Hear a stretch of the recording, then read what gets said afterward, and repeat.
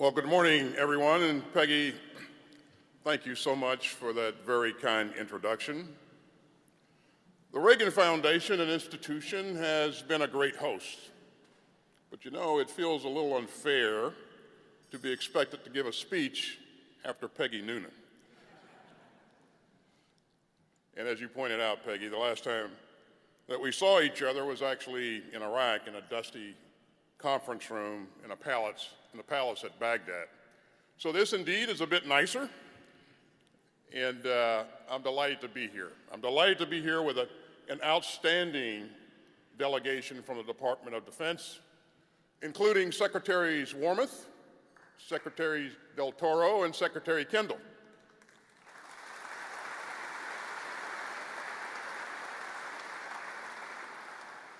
As well as members of the Joint Chiefs, combatant commanders, and more. So let's give the Joint Chiefs and the combatant commanders a round of applause.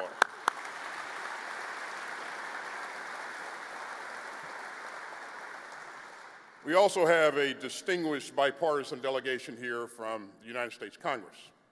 And I always appreciate your constructive partnership, and I'm confident that we'll keep coming together to keep America secure, including the passing of a full-year omnibus appropriation.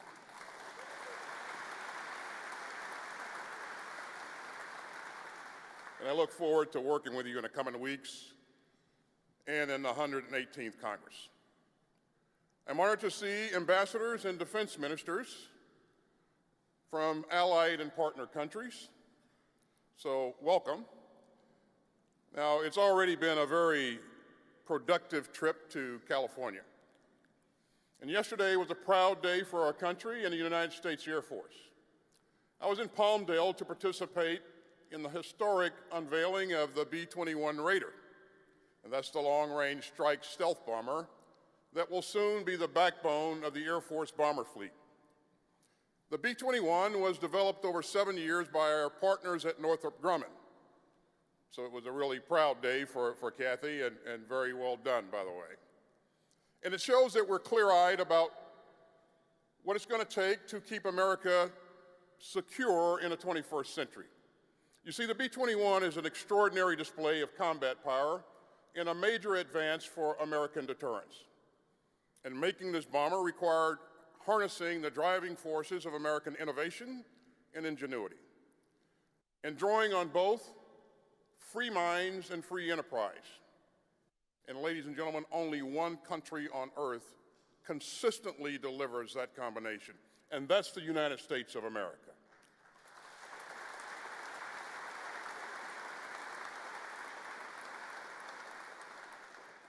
American power, innovation, and values make the U.S. military the strongest fighting force in human history. And make no mistake, we're going to keep it that way.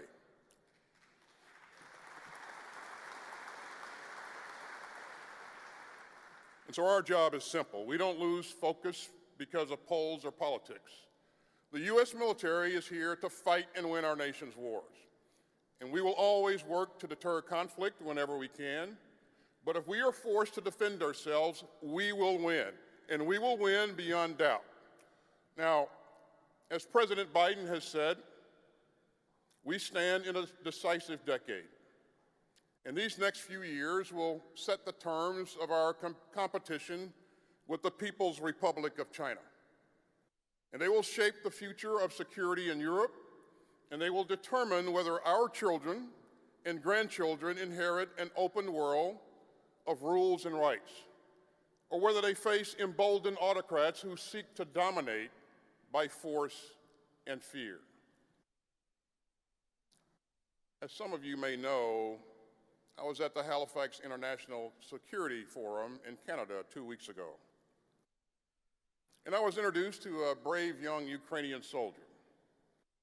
And we spoke briefly about what she'd seen in her fight to defend her country. The next day, I saw that young soldier again. And she was weeping because 6 of her brothers and sisters in arms had been killed overnight by Russian forces. And through her tears, she presented me with a Ukrainian flag signed by some of the fighters who liberated the city of Kherson. And she told me that the next day she was headed back to Ukraine to rejoin the fight. And so, ladies and gentlemen, that's what's at stake in this decisive decade. So let me reaffirm a basic American truth. In the struggle between those fighting to defend democracy and those bent on imperial aggression, the United States stands with the forces of freedom. And we are determined to use American power to defend our great democracy and to bend the arc of history toward liberty. And I am confident that America is up for the great competitions ahead. You know, President Reagan liked to tell the story of an elderly British woman whose home was bombed during the Blitz of London. And when the rescuers arrived, they found a bottle of brandy that she had stored behind her staircase, which was the only thing actually still left standing. And so she was barely conscious, and one of the rescuers pulled the cork out of the bottle to give her a taste of the brandy. And she came around and immediately said, "Hey, put that back. That's for emergencies."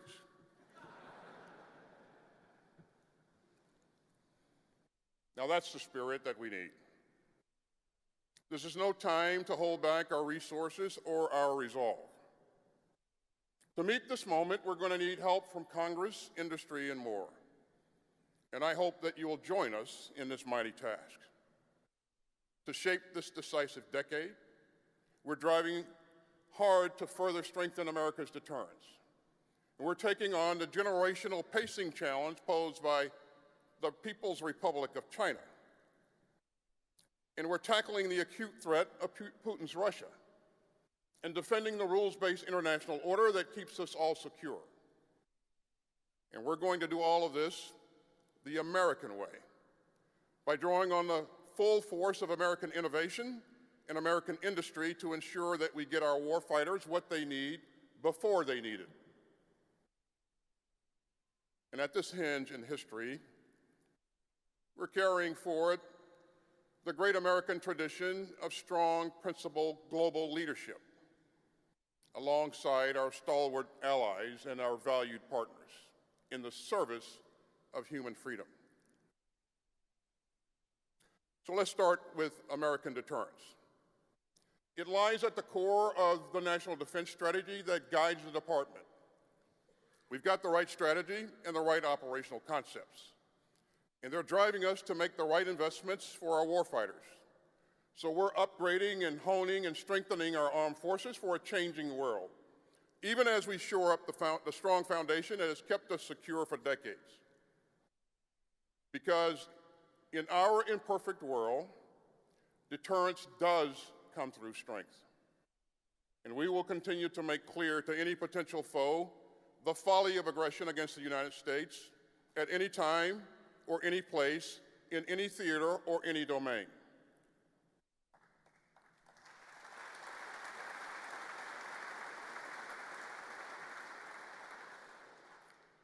So in our deterrence means air power.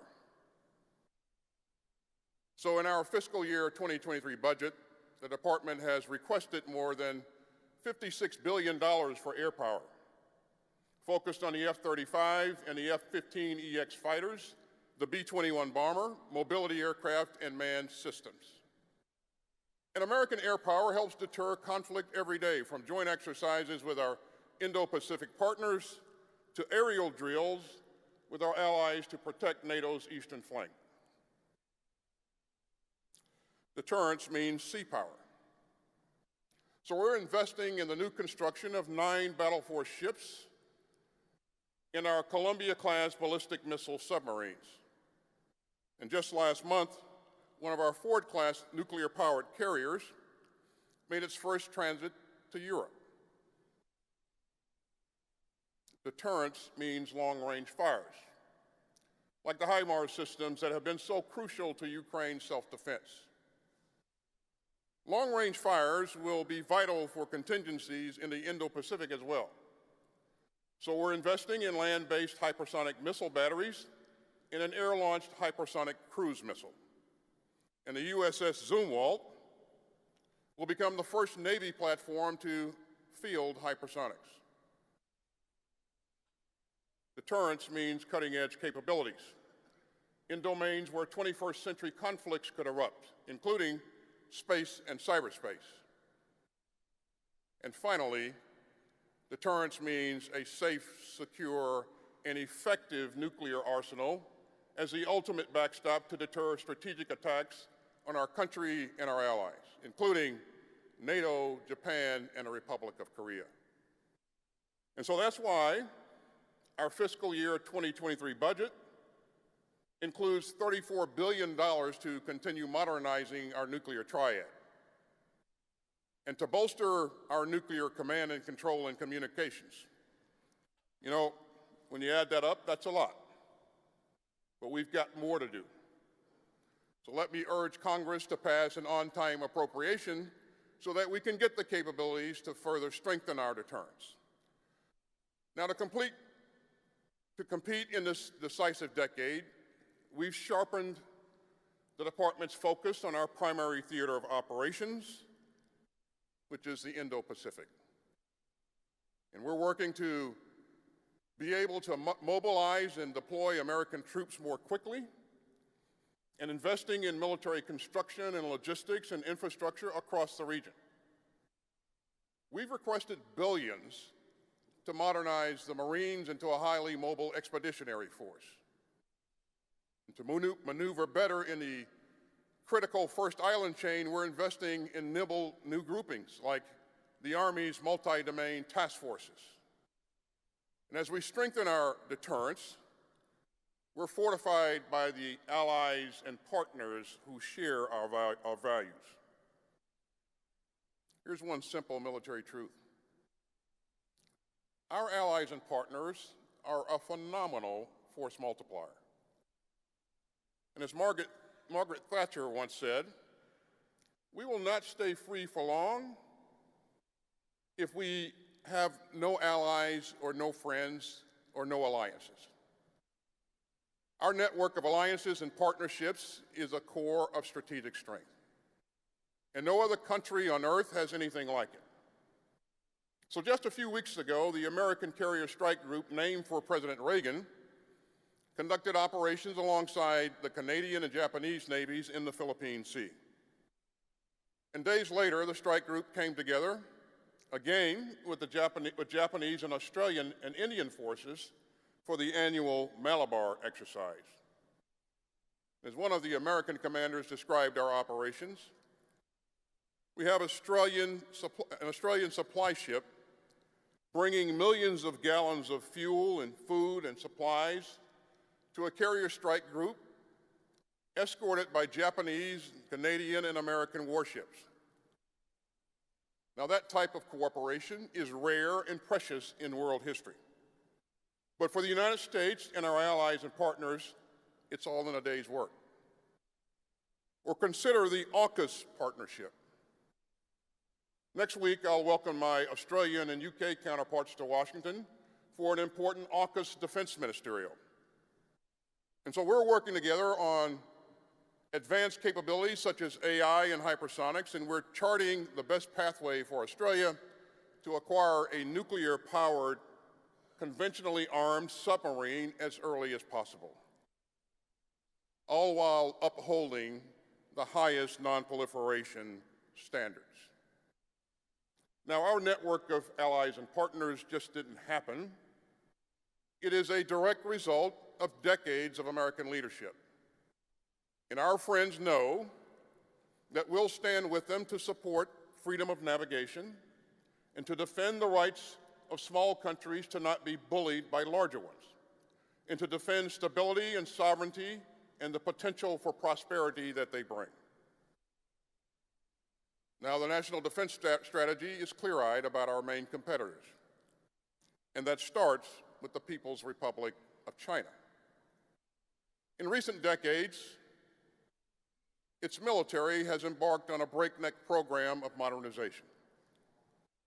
And the PRC is the only country with both the will and increasingly the power to reshape its region and the international order to suit its authoritarian preferences.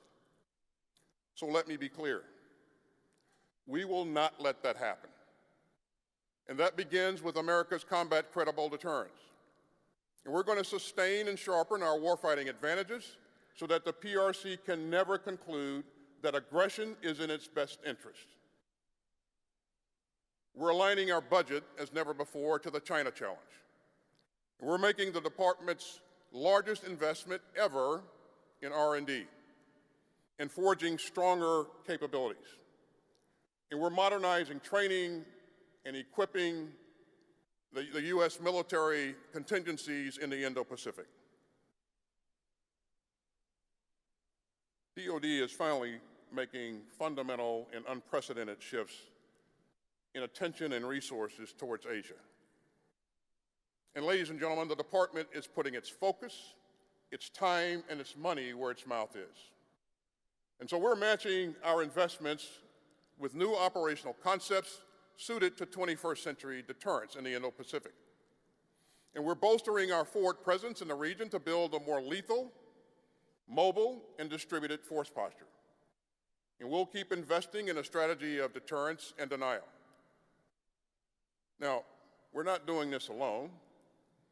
I just returned last week from Southeast Asia, where I met in Cambodia with defense leaders from around the region. And nearly every one of them shares our vision of a free and open Indo-Pacific, a region in which countries, large and small, can chart their own futures and have the capabilities to defend their own interests. We're also deeply committed to responsibly managing our competition with the PRC, even as we defend our interests, our allies, and our partners. And while I was in Cambodia, I met with General Wei, the PRC's Minister of National Defense. And I made clear that great powers need to compete responsibly and keep lines of communication open and build guardrails at multiple levels. And I also underscored our serious concerns about the increasingly dangerous behavior that we're seeing from PLA aircraft flying in the Indo-Pacific. And I made clear that the United States will continue to fly, to sail, and operate wherever international law allows.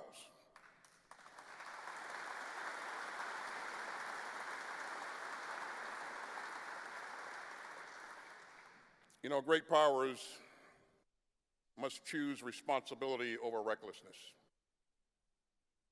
Great powers must communicate with candor and respect the hard-won system of international laws and alliances and norms and agreements that has made us all more secure and prosperous since the end of World War II.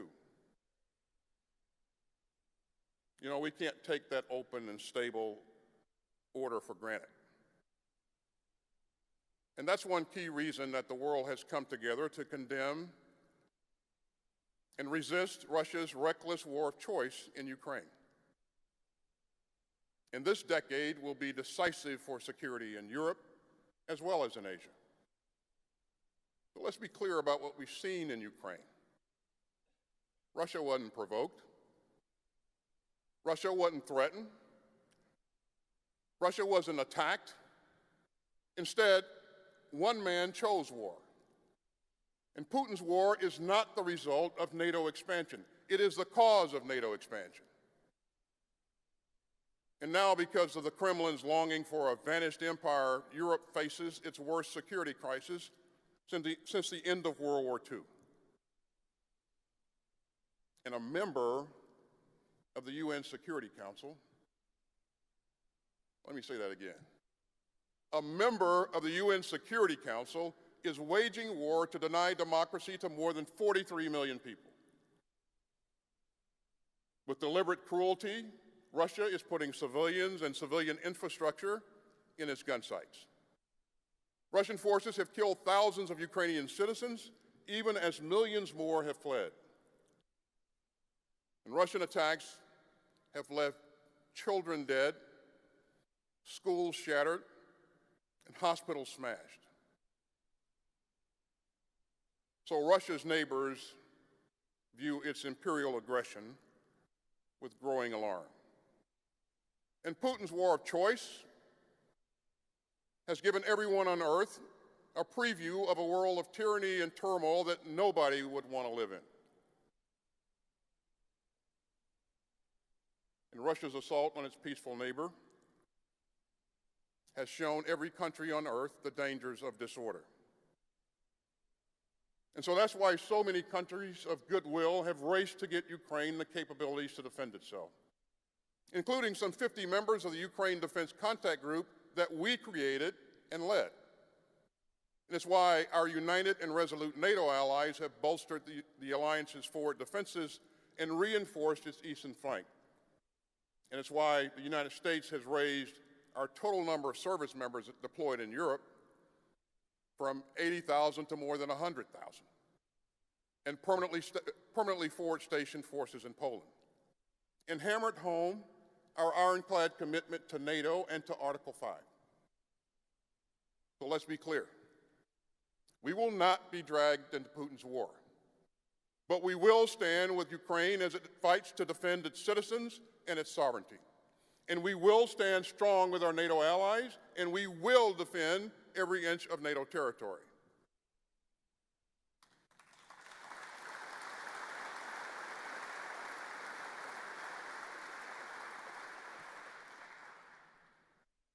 Now, that young Ukrainian fighter and her comrades in arms have shown the moral and military power of a free people roused to its defense. And her fellow citizens on the home front have shown immense resilience in the teeth of Russian aggression. From President Biden on down, U.S. leadership has been vital to Ukraine's success. And we're going to support Ukraine's right to defend itself for as long as it takes. Now, our ability to shape this decisive decade rests on America's enduring advantages in national security. So we work hard to draw on the full range of talents of the American people. And we're driven by the power of patriotism and our restless spirit of innovation. Our free enterprise system is key to our national defense. Our defense industrial base is unmatched, and we've got to keep it that way. You know, our outstanding Deputy Secretary of Defense, Kath Hicks, and I meet regularly with industry leaders, including some new partners that used to think the Pentagon was just too hard to work with. And from the World War II mobilization to the MRAPs that I saw in Iraq, our public-private defense partnership protects American troops in the field. So we're working to strengthen that industrial base for the long haul. We're also working closely with Congress to secure multi-year procurement authorities and allow us to meet the needs of tomorrow. Now, our partners in the private sector have flagged a consistent problem. Even when they can see a way to deliver a promising technology to a military customer, securing the necessary capital to bring that capability to scale is hard, and sometimes impossible. So we've listened, and we've acted. Our Defense Innovation Unit is focused on identifying priority technology areas and using faster methods to get that tech into the hands of warfighters. And earlier this week, I announced the creation of the Department's Office of Strategic Capital. This important office will work to secure U.S. private sector investment in critical defense technology areas, ensuring that technology developed in America benefits America. And it's an example of how we're creating the conditions for innovators to succeed. You know, This kind of change doesn't always move as smoothly or as quickly as I'd like. But we are determined to change the way that the Pentagon does business and to create a true innovation ecosystem. Let me make one last point. American firepower is extraordinary. But over the course of my brief 41-year career in uniform, I learned that the source of our strength isn't just our weapons. It's our democracy. And that democracy demands something of us all. It's a daily referendum that asks us all what we are willing to give to the cause of American ideals and human freedom. And it's time to ask ourselves what each of us will do to help shape this rare and malleable moment in the course of human events. Now, our soldiers, sailors, airmen, Marines, and Guardians risk their lives every day for all of our security. And even in times of challenge or in hours of division, the American men and women who wear the cloth of our nation inspire us all with their unity of purpose. And they challenge us to put our shoulder to the wheel, to seize this moment to make America more secure and the world more just, to rally together with our allies and partners who magnify our strength, and to prove again that the democratic ideals of America's founding still provide the world with a powerful beacon of hope. So let me quote President Reagan one last time, and this time about what history remembers. Yes, the deeds of infamy and injustice are all recorded, he said. But what shines out from the pages of history is the daring of the dreamers and the deeds of the builders and the doers. So, in this decisive decade, let us pledge again to be the dreamers, the builders, and the doers. And let us forge a world of greater security, prosperity, and liberty. And let us meet America's challenges with confidence and courage and a can-do spirit. And let us come together to build a brighter, safer future for this country that we love and the democracy that we defend. Thank you very much, and may God continue to bless the United States of America.